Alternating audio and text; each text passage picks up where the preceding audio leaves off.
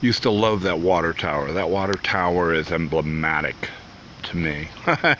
It's iconic. It just to me it yells home, you know. And I never saw one before, and it was always a mystery at first for me until I learned what it was. You know, this big machine like spaceship, you know, to a first grade boy in the 1960s. Okay. The window seals look worn and tired, you know. They kind of look, you know, unpainted. This is the rectory, I believe it was. It was the rectory, and over here you have no. This was the convent. So I believe it was a convent. This would be the rectory, and then the church. Okay. First grade here, and it was something. I mean, it was a great education. It was young teachers. It was, for the most part, young nuns. I mean, this was a new school for the most part. And, you know,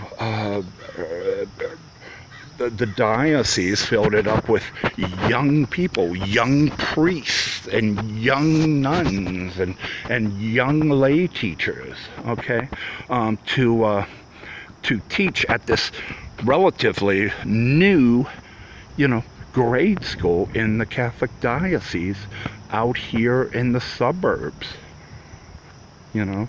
And so it was youth, young, everywhere. Okay, the old sisters, the old priests, they were in the city, you know, where they had been teaching for years or practicing for years, you know. So, you know, there was just abundance of youth here when I got to this school in 67, 68, I would say. Okay. The gym is over there. All right. And this was all new. I mean, this was all fashionable, and, you know, this was good stuff. This was the new stuff, you know, for the well-to-do, if you will, of the population here. My dad worked in the mill, and he was a boss in the mills, and he made a very good living. Okay, so allowed us to move to the suburbs and get a Catholic education. I don't know what anything can be seen in there. There's a new school or something in there now, an art school or some sort of, I don't know what it's some, to kind of sell the building, or at least some of the building, and lease it out, so it just doesn't sit completely empty. But the diocese has, for the most part, left the building, and now it's occupied by some school or institution of some sort. Yeah. Yeah. And it's sad, you know. And there you have the granary, which I remember, of course, from my days living in suburbia. You know, suburbia was known for granary. It was away from concrete and steel, and away from, you know, asphalt, and it was, you know, you were moving out into the hills of Pennsylvania, if you will, here in Penn Hills. And my old place, or talking like a child is, but my parents' old place where we lived had a bomb shelter in the backyard, and an orchard.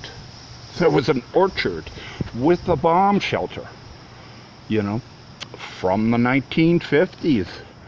Okay, the Red Scare, you know.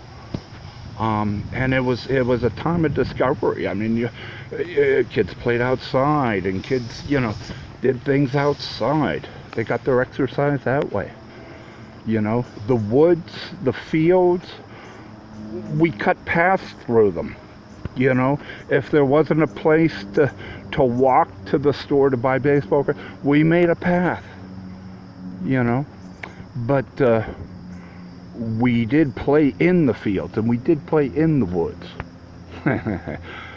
so to speak. But yeah, and that was part of suburban living here in Penn Hills.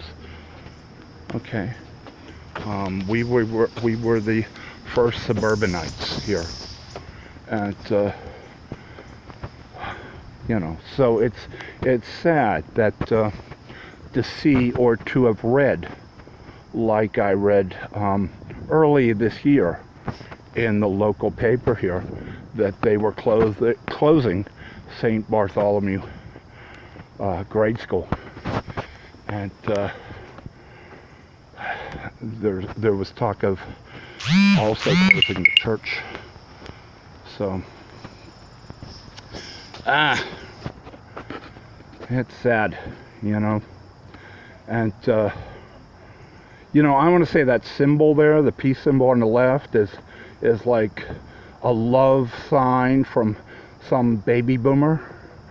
But from sadly enough, from my travels around Pittsburgh and the area, no, that's today the like everything else, it seems, the babies of the baby boomers have adopted this peace sign. So anyways, to the children of my generation, peace out. I'm gonna miss this school.